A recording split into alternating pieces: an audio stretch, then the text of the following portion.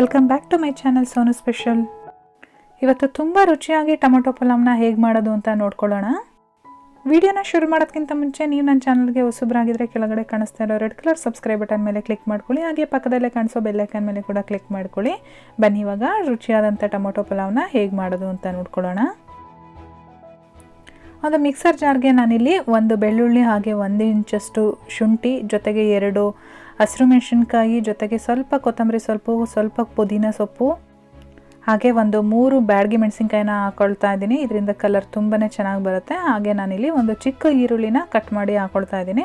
ಜೊತೆಗೆ ಇದನ್ನು ಸ್ವಲ್ಪ ನೀರು ಹಾಕ್ಕೊಂಡು ನುಣ್ಣಗೆ ರುಬ್ಕೊಂಡು ಇದನ್ನೊಂದು ಸೈಡಲ್ಲಿ ಎತ್ತಿಟ್ಕೊಂಡಿರೋಣ. ಸ್ಟವ್ ಮೇಲೆ ಒಂದು ಕುಕ್ಕರ್ ಇಟ್ಕೊಂಡಿದ್ದೀನಿ. ಇದಕ್ಕೆ 1 ಟೇಬಲ್ ಸ್ಪೂನಷ್ಟು ಎಣ್ಣೆ ಹಾಗೆ 1 ಟೇಬಲ್ ಸ್ಪೂನಷ್ಟು ತುಪ್ಪ ಹಾಕೊಳ್ತಾ ಇದ್ದೀನಿ.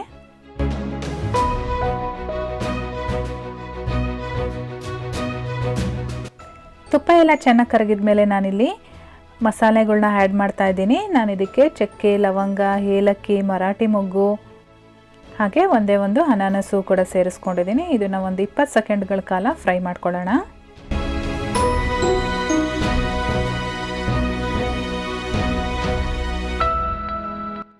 ಒಂದು 20 ಸೆಕೆಂಡ್ ಆದಮೇಲೆ ನಾನಿಲ್ಲಿ ಒಂದು 8 ರಿಂದ 10 ಗೋಡಂಬಿನ ಸೇರಿಸ್ಕೊತಾ ಇದ್ದೀನಿ. ಪಲಾವ್ಗೆ ಗೋಡಂಬಿ ಹಾಕೋದ್ರಿಂದ ಟೇಸ್ಟು ಇನ್ನೂ ತುಂಬಾ ಚೆನ್ನಾಗಿ ಬರುತ್ತೆ.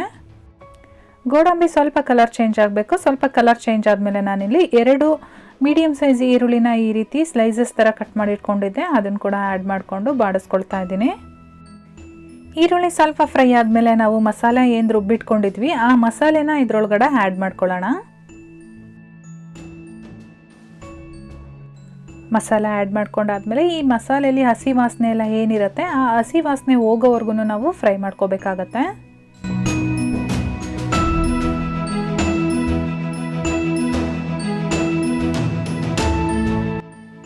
ಮಸಾಲೆದು ಹಸಿ ವಾಸನೆ ಹೋಗಿ ನೋಡಿ ಎಣ್ಣೆ ಬಿಟ್ಕೊಂಡಿದ್ದೆ. ಈ ಟೈಮಲ್ಲಿ ನಾವು ಇದಕ್ಕೆ ಮೇಯ್ನ್ ಇಂಗ್ರೀಡಿಯೆಂಟ್ ಬೇಕಾಗಿರೋದು ಟೊಮೊಟೊ.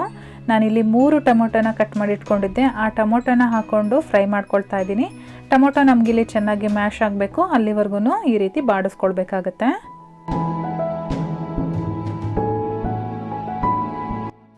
ನೋಡಿ ಇವಾಗ ಟೊಮೊಟೊ ಎಲ್ಲ ಚೆನ್ನಾಗಿ ಮ್ಯಾಶ್ ಆಗಿದೆ. ಈ ಟೈಮಲ್ಲಿ ನಾನು ಇದಕ್ಕೆ ಒಂದು ಅರ್ಧ ಬಂಚು ಪುದೀನ ಸೊಪ್ಪು ಹಾಗೆ ಒಂದು ಅರ್ಧ ಬಂಚು ಕೊತ್ತಂಬರಿ ಸೊಪ್ಪನ್ನು ಆ್ಯಡ್ ಮಾಡ್ಕೊಳ್ತಾ ಇದ್ದೀನಿ.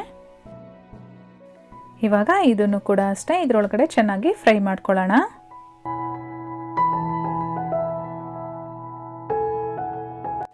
ಎಲ್ಲ ಫ್ರೈ ಆದಮೇಲೆ ನಾನು ಇದಕ್ಕೆ ಒಂದು ಅರ್ಧ ಟೀ ಸ್ಪೂನಷ್ಟು ಅರಿಶಿನ ಪುಡಿ ಹಾಗೆ 1 ಟೀ ಸ್ಪೂನಷ್ಟು ಧನಿಯಾ ಪೌಡರ್ನ ಸೇರಿಸ್ಕೊಳ್ತಾ ಇದ್ದೀನಿ. ಇದರೊಳಗಡೆ ಚೆನ್ನಾಗಿ ಒಂದ್ಸರಿ ಮಿಕ್ಸ್ ಮಾಡ್ಕೊಳ್ಳೋಣ.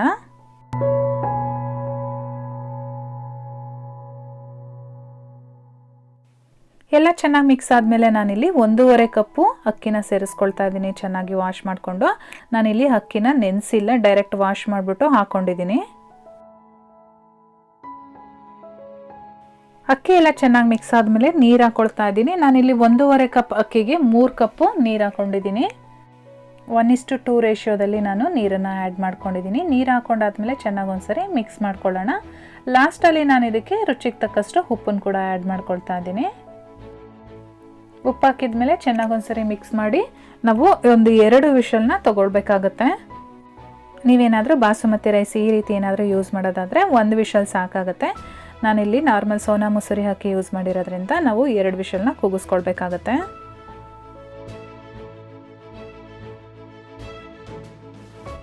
ಎರಡು ವಿಷಲ್ ಆಗಿ ಪ್ರೆಷರ್ ಎಲ್ಲ ಹೋದ್ಮೇಲೆ ನಾನಿಲ್ಲಿ ಲಿಡ್ ಓಪನ್ ಮಾಡ್ತಾ ಇದ್ದೀನಿ. ಬನ್ನಿ ಪಲಾವ್ ಹೇಗಾಗಿದೆ ಅಂತೇಳಿ ನೋಡೋಣ. ನಾವು ಈ ರೀತಿ ಮಸಾಲೆನ ರುಬ್ಬಿ ಮಾಡಿರೋದ್ರಿಂದ ತುಂಬಾ ಚೆನ್ನಾಗಿತ್ತು ಫ್ರೆಂಡ್ಸ್. ಟೇಸ್ಟ್ ಅಂತೂ ಒಂದ್ಸಲ ಟ್ರೈ ಮಾಡಿ, ಎಲ್ರಿಗೂ ಇಷ್ಟ ಆಗುತ್ತೆ. ಬಿಸಿ ಬಿಸಿ ಇದ್ದಂಗೆ ಇದ್ರ ಜೊತೆಗೆ ಏನು ಬೇಡ ಕಾಂಬಿನೇಷನ್ ಹಾಗೆ ತಿನ್ಬೋದು. ತುಂಬಾ ಚೆನ್ನಾಗಿರುತ್ತೆ. ನೀವು ಬೇಕು ಅಂದರೆ ಮೊಸರು ಬಜ್ಜಿ ಜೊತೆ ಕೊಡ್ಬೋದು. ರೆಸಿಪಿ ಇಷ್ಟ ಆಗಿದ್ರೆ ಒಂದು ಲೈಕ್ ಮಾಡಿ, ಹಾಗೆ ನಿಮ್ಮ ಫ್ಯಾಮಿಲಿ ಮತ್ತು ಫ್ರೆಂಡ್ಸ್ ಜೊತೆ ಶೇರ್ ಮಾಡಿ. ಚಾನಲ್ಗೆ ಸಬ್ಸ್ಕ್ರೈಬ್ ಮಾಡ್ಕೊಂಡಿಲ್ಲ ಅಂದರೆ ಈ ಕೂಡಲೇ ಸಬ್ಸ್ಕ್ರೈಬ್ ಮಾಡ್ಕೊಳ್ಳಿ. ನಾನು ಮತ್ತೆ ಸಿಗ್ತೀನಿ ನಿಮಗೆ ಇನ್ನೊಂದು ಈಸಿ ರೆಸಿಪಿಯೊಂದಿಗೆ. ಅಲ್ಲಿವರೆಗೂ bye bye, take care, thank you for watching.